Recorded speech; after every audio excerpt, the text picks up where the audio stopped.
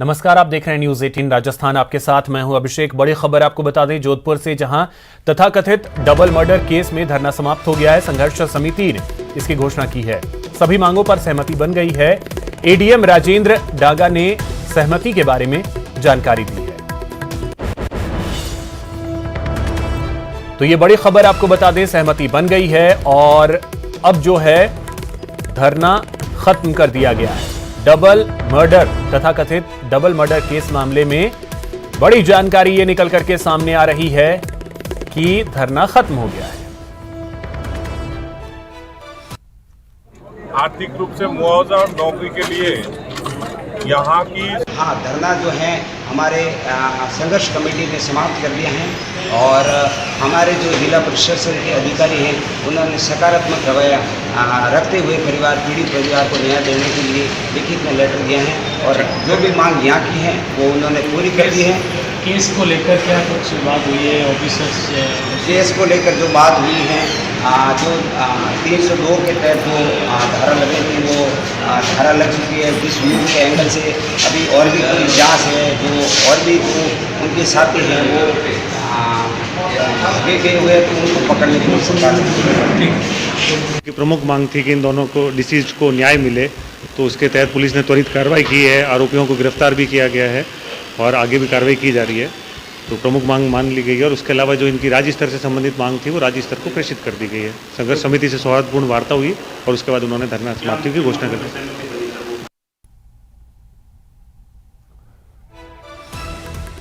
अधिक जानकारी के साथ सहयोगी रंजन दवे हमारे साथ जुड़ गए हैं जोधपुर से। रंजन, क्या जानकारी? धरना खत्म हो गया है?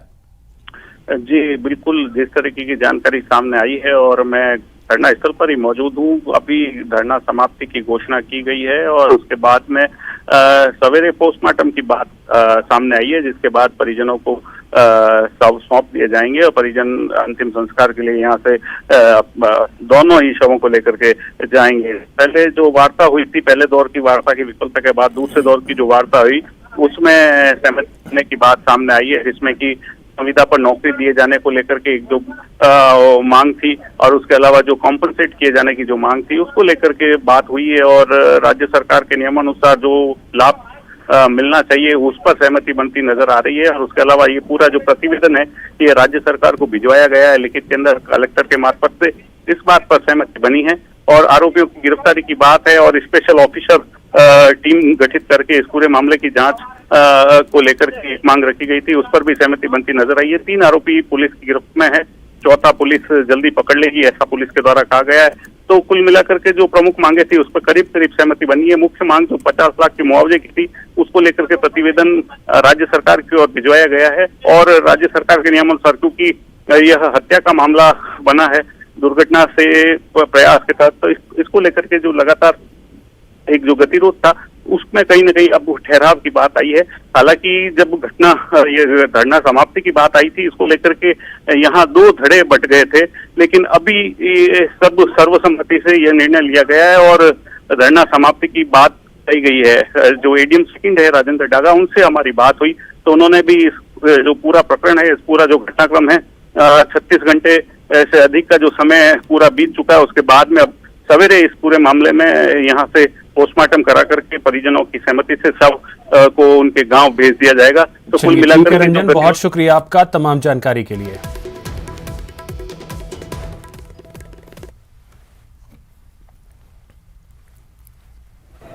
आर्थिक रूप से मुआवजा और नौकरी के लिए यहाँ की संघर्ष समिति ने जिस हिसाब से प्रशासन को बताया उस हिसाब से प्रशासन ने आगे राज्य सरकार को प्रेषित किया और स्पेशल ऑफिसर की जो नियुक्ति करनी थी वो कमिश्नर के द्वारा उसकी नियुक्ति कर दी गई, जो चालान पेश करने तक इसमें रहेगा। 3 एक्यूज को अरेस्ट कर लिया है और एक जो एक्यूज है उसको पुलिस उसको ढूंढ रही है, जल्द ही उसको भी अरेस्ट कर देगी और जल्दी से जल्दी उनको चालान पेश करके उनको सजा मिले, ऐसी पूरी कोशिश करें। वहीं जालौर से बड़ी खबर आपको बता दें, यहां पर कांग्रेस नेता की पत्नी सैलाब में बह गई। जिला यूथ कांग्रेस महासचिव की पत्नी की मौत हो गई है। जिला यूथ कांग्रेस महासचिव ने तैरकर अपनी जान बचाई। यूथ कांग्रेस महासचिव के पत्नी की पानी में बहने की वजह से मौत हो गई। सबसे पहले ये तस्वीरें न्यूज़ 18 राजस्थान पर हम आपको दिखा रहे हैं। तो ये तस्वीरें आप देख सकते हैं, जो कार है वो पानी में बहती आपको नजर आएगी। इसी कार में सवार पति पत्नी, पति ने तैरकर अपनी जान तो बचा ली, लेकिन पत्नी की पानी में बहने की वजह से मौत हो गई। यूथ कांग्रेस महासचिव जालौर जिला के, उनकी पत्नी की मौत हो गई पानी में बहने की वजह से। अधिक जानकारी के साथ सहयोगी श्याम हमारे साथ जुड़ गए। श्याम, क्या जानकारी इस हादसे को लेकर?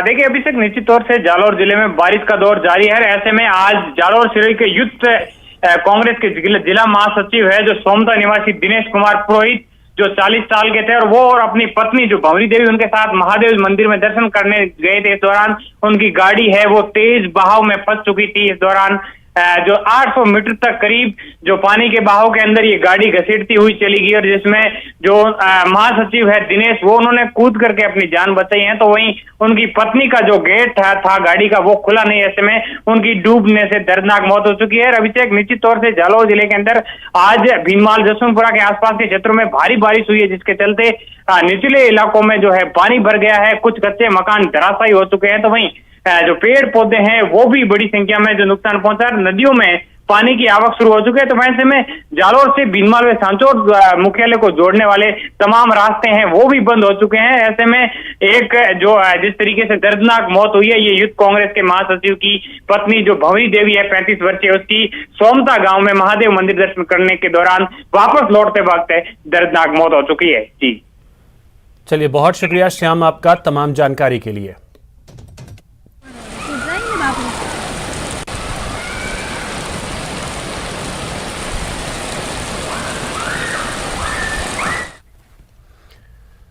गौहर चिश्ती गिरफ्तारी मामले में न्यूज़ 18 राजस्थान की खबर पर मुहर लग गई है। आरोपी नासिर को आईपीसी की धारा 212 में गिरफ्तार किया गया है। गौहर को छुपाने और भगाने में मदद करने पर गिरफ्तार किया गया है। लंबी पूछताछ के बाद आरोपी को जमानत पर छोड़ा। नासिर के साथ ही 28 जून को गौहर अजमेर से जयपुर गया था, फिर 30 जून को जयपुर से हवाई मार्ग से हैदराबाद गया था। तो ये बड़ी खबर आपको बता दें, न्यूज़ 18 राजस्थान की खबर पर मुहर लगी है। आरोपी नासिर को आईपीसी की धारा 212 के तहत गिरफ्तार किया गया है। गौहर को छुपाने और भगाने में मदद करने को लेकर गिरफ्तारी हुई है।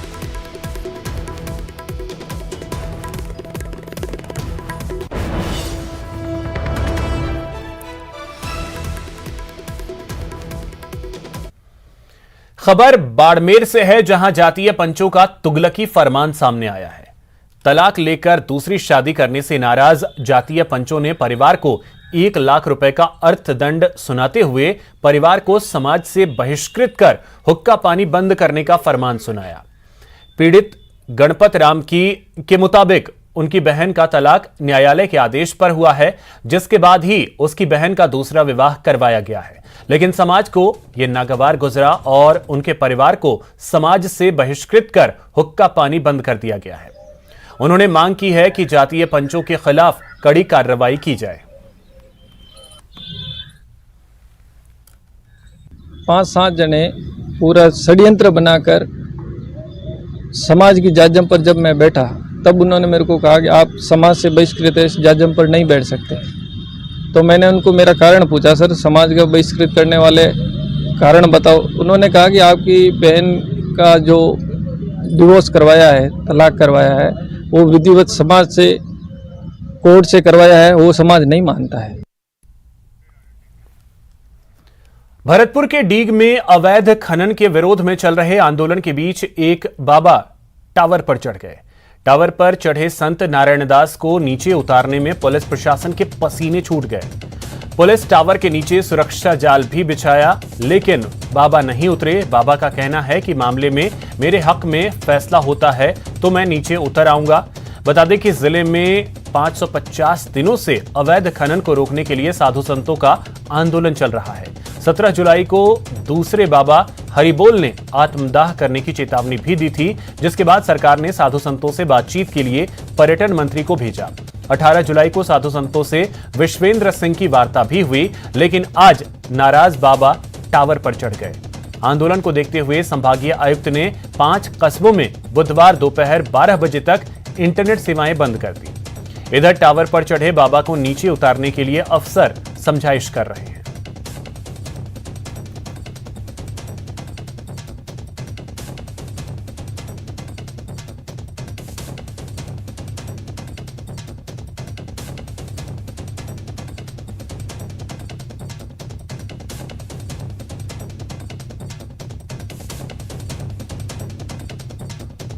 तो बाबा को समझाने की कोशिशें लगातार चल रही हैं। अधिक जानकारी के साथ सहयोगी दीपक हमारे साथ जुड़ गए। दीपक, क्या जानकारी?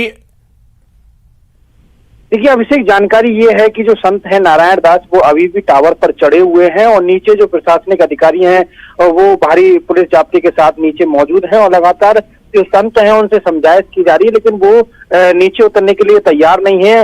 और जो एक साधु संतों का डेलीगेशन था उसकी लंबे दौर की वार्ता थी, वो आईजी कार्यालय में प्रशासनिक अधिकारियों के साथ हुई और उसमें सकारात्मक कोई निर्णय नहीं निकल पाया, क्योंकि जो संत टावर पर चढ़े हुए हैं उनका कहना है कि जब तक राज्य सरकार की तरफ से लिखित में जो खनन क्षेत्र है उसको फॉरेस्ट लैंड घोषित नहीं किया जाएगा, जब तक मैं टावर से नीचे नहीं उतरूंगा।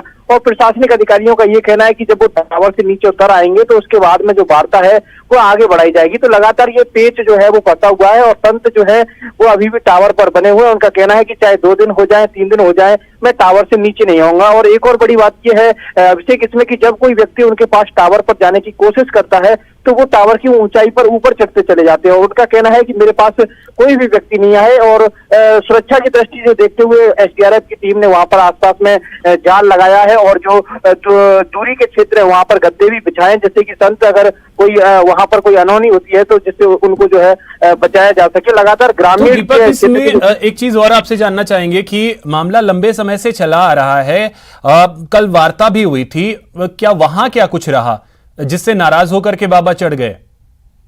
देखिए सबसे बड़ी बात यह है कि ये जो क्षेत्र है वो भगवान श्री जन्म कृष्ण की जो क्रीड़ा स्थली है वो है और साधु संत लगातार उसको संरक्षित करने की मांग कर रहे हैं। हालांकि वहां पर जो ठीक है दीपक, बहुत शुक्रिया आपका तमाम जानकारी के लिए।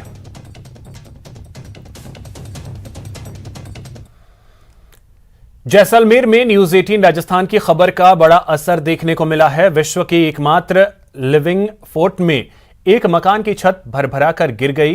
न्यूज 18 राजस्थान ने जनहित के इस मुद्दे को प्रमुखता से उठाया, जिसके बाद प्रशासन हरकत में आया। जिला कलेक्टर टीना डाबी के निर्देशों पर नगर परिषद की टीमों ने दोपहर को दोबारा सर्वे कर जर्जर मकानों को चिन्हित किया। कलेक्टर डाबी ने किले के सभी जर्जर मकानों को देखा और नगर परिषद के अधिकारियों को इस पर जल्द से जल्द कार्रवाई करने के निर्देश दिए। इसके साथ ही उन्होंने किले में निवास कर रहे लोगों से उनकी परेशानियां भी पूछी।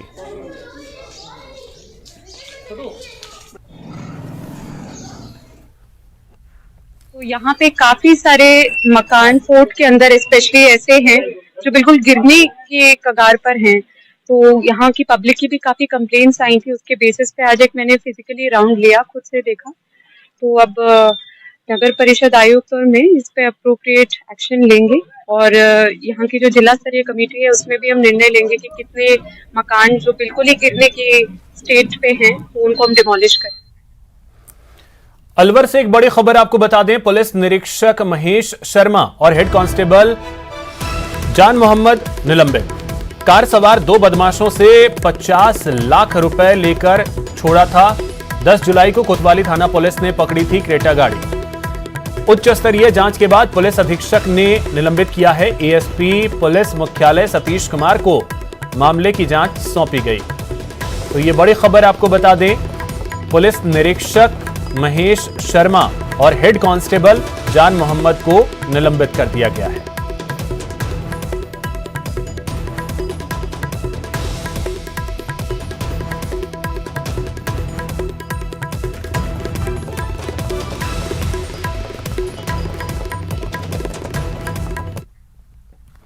खबर दिल्ली से है। किरोड़ी लाल मीणा को मिली धमकी पर राष्ट्रीय लोकतांत्रिक पार्टी के सुप्रीमो हनुमान बेनीवाल ने कहा, एक के बाद से लोगों को धमकी मिल रही है, सरकार को जांच करनी चाहिए और धमकी मिलने वाले लोगों को तुरंत सुरक्षा मुहैया करवानी चाहिए। बसपा से कांग्रेस में शामिल हुए विधायक वाजिब अली के बयान पर सांसद हनुमान बेनीवाल ने कहा कि राजस्थान के विधायक मंत्री अखंड भ्रष्टाचार में डूबे हुए हैं। सभी विधायक स्वघोषित मंत्री हैं। हालांकि वाजिब अली से मैं कहना चाहूंगा कि वह अपने बयान से पलटे नहीं और अपने बयान पर कायम रहे। मंत्री को तो टाइम पास करना, अभी 2023 कैसे निकले, अंतिम कील कांग्रेस के ताबूत में ठोक देंगे, उन्होंने तय कर रखा है। आज तक किसी को आगे बढ़ने नहीं दिया। तमाम किसान नेताओं के साथ सबका सुपड़ा साफ करते हुए कांग्रेस को पिछली बार 21 पे लाए थे, इस बार 10-11 पे कांग्रेस पार्टी राजस्थान के अंदर आ जाएगी, ये तय है। ये धमकी भरे पत्र तो लगातार पिछले 1 महीने से अपन देख रहे हैं, कभी कोई मिल रहा, कभी आज मुझे हरियाणा का कह रहा था कि हरियाणा के अंदर भी लोगों को धमकी भरे पत्र मिला। इनकी जांच होनी चाहिए, सरकार को जांच करे और जिन जिन लोगों को धमकी भरे पत्र मिल रहे हैं उन लोगों को सुरक्षा देनी चाहिए सरकार को। वो आजीवन मंत्री है, अब की बात जीतेंगे नहीं एक भी मंत्री, तो आजीवन घर चले जाएंगे। ये करीब करीब उनको तय लग गया और उनको भी लग गया कि वापस तो आना नहीं, इसलिए लूट मार करो, परिवार को आगे बढ़ाओ, प्रॉपर्टियां बढ़ाओ, इसी धंधे में लग गए। राजधानी जयपुर में अपराध के आंकड़ों में बढ़ोतरी देखने को मिली है। हालांकि पुलिस का दावा है कि पुलिस चुस्त है, बदमाशों के खिलाफ विभिन्न अभियान चलाए जा रहे हैं, लेकिन आपसी रिश्तों और संबंधों को लेकर हत्या, बलात्कार जैसे अपराधों में वृद्धि ज्यादा हुई है। हाल ही में जारी हुए जयपुर के मासिक आंकड़ों की रिपोर्ट बताती है कि साल 2020 की तुलना में इस साल के शुरुआती 6 महीनों में थानों में दर्ज होने वाले मुकदमों में 2 गुना वृद्धि हुई है। लेकिन पुलिस के दावों की हकीकत जयपुर में पिछले 3 सालों में बढ़े अपराध के आंकड़े नकार रहे हैं।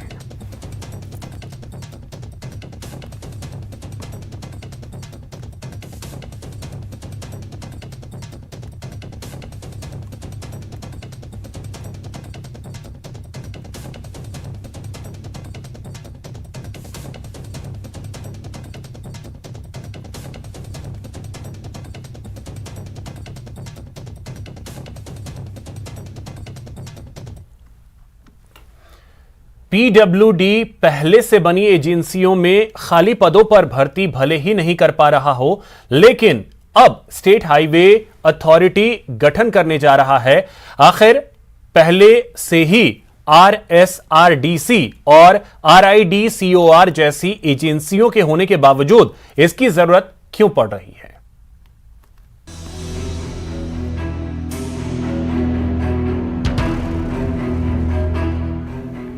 राज्य का पीडब्ल्यूडी सड़कों के निर्माण और रखरखाव के लिए अपने विभाग में स्टेट हाईवे अथॉरिटी का गठन की तैयारियों में जुटा है, जबकि पहले से ही विभाग में RSRDC और RIDCOR जैसी एजेंसियां काम कर रही हैं। आखिरकार ये एजेंसियां कैसे काम करती हैं, इस पर एक नजर डालते हैं। RSRDC के पास 5000 किलोमीटर सड़क निर्माण और रखरखाव का जिम्मा है, जबकि करीब 2000 किलोमीटर का जिम्मा RIDCOR के पास है।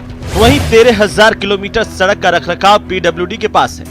ऐसे में सवाल यह है कि आखिर नई अथॉरिटी बनाने की जरूरत क्या है, वो भी उस हालत में जब पहले से कार्यरत एजेंसियों में खाली पड़े पदों पर भर्ती नहीं हो पा रही। लेकिन इसे लेकर विभाग के अपने तर्क हैं। सरकार के साथ कोई समझौता किया है जिसके अंतर्गत अथॉरिटी का गठन होना है, तो अथॉरिटी का गठन होता है। अथॉरिटी के गठन को लेके वित्त विभाग और हमारे विभाग के बीच में बातचीत चल रही है और हमें उम्मीद है कि अगले माह 2 माह में अथॉरिटी का गठन करवा लिया जाए। पीडब्ल्यूडी की एजेंसियां ज्यादातर समय में सड़कों के निर्माण में व्यस्त रहती हैं, जिससे स्टेट हाईवे के रखरखाव, टोल संबंधी शिकायतों के निस्तारण पर इनका ध्यान कम ही रहता है। जबकि राज्य सरकार स्टेट हाईवे का तंत्र मजबूत करने के लिए वर्ल्ड बैंक से लोन लेती है। इस बार भी सरकार और पीडब्ल्यूडी ने वर्ल्ड बैंक से लोन एग्रीमेंट किया है, जिसके लिए स्टेट हाईवे अथॉरिटी की एक्टिविटी बड़ी शर्त है। यहाँ पर जो सड़कें हैं कुछ सड़कें ऐसी होती हैं जो पीडब्ल्यूडी की होती हैं। स्टेट हाईवे की जो सड़कें हैं वो एक्चुअली हम लोग उनका टोल वसूलते हैं और टोल वसूल मतलब वो उस पर बनती है, अपना लिमिटेड है ना अपना, उस हिसाब से उसको बना के हम टोल वसूलते हैं और नो प्रॉफिट नो लॉस पे ही हमारी जो निगम है वो चलती है। सरकार का दावा है कि स्टेट हाईवे अथॉरिटी के गठन के बाद सड़कों का समय पर रखरखाव हो सकेगा, साथ ही टोल टैक्स की दरें बदलने और टोल को लेकर शिकायतों का जल्द निपटारा हो सकेगा। न्यूज 18 राजस्थान के लिए जयपुर से महेश दादीज की रिपोर्ट। राजस्थान का कालबेलिया समुदाय अपनी कला के लिए पूरी दुनिया में जाना जाता है, लेकिन उनके रोजगार के संसाधन सीमित होने और आर्थिक तंगी के कारण उनकी कला और शिल्प को बाजार तक पहुंचाने में काफी दिक्कतों का सामना करना पड़ता है। नई दिल्ली के इंडिया इंटरनेशनल सेंटर में शुरू हुई कालबेलिया क्राफ्ट रिवाइवल प्रोजेक्ट प्रदर्शनी कालबेलिया समुदाय की महिलाओं द्वारा बनाए जाने वाले हस्तशिल्प उत्पादों और विशेषकर कालबेलिया रजाइयां और गुदड़ियों को राष्ट्रीय और अंतर्राष्ट्रीय स्तर पर प्रमोट करने का महत्वपूर्ण जरिया साबित हो रहा है। सिंगिंग में कालबेलिया डांस और कालबेलिया सिंगिंग में हम फेमस थे, और अब लॉकडाउन की कोविड की दौरान मदन सर आए जयपुर में, श्री मदन सर और मीणा जी, तो उन्होंने हमारे घर में बिछाई हुई गुदड़ी देखी, तो उस समय हमारा कार्यक्रम भी बंद हो गए और ये लॉकडाउन की वजह से कुछ भी नहीं कर पा रहे थे हम लोग। राशन पानी सब चीज़ से परेशान थे हम। तो राशन बांटने के दौरान सर उधर आया जयपुर के अंदर और हमारी ये कला देखी गुदड़ी वगैरह की, तो बहुत सारी समस्याएं उनके साथ थी। तो हमें ये लगा कि उनके पास एक ऐसी कला है जिसको अभी तक पहचान नहीं मिली है और इस कला से एक नई दिशा मिल सकती है, और उसके अंदर बुजुर्ग हो चाहे यंग लोग हों, सभी लोग उसके अंदर काम कर सकते हैं। तो हमारा ये टारगेट था कि जो लोग बुजुर्ग हो चुकी हैं, जो महिलाएं जिनके पास कोई तरह का काम नहीं मिलता है, कोई प्रोग्राम नहीं मिलते हैं, उनके साथ हम गुदड़ी बनाने का काम करें। तो जैसे मेवा सपेरे जी को आपने सुना अभी, तो हमने मेवा सपेरे जी के साथ काम किया जयपुर के अंदर। फिलहाल इतना ही। नमस्कार।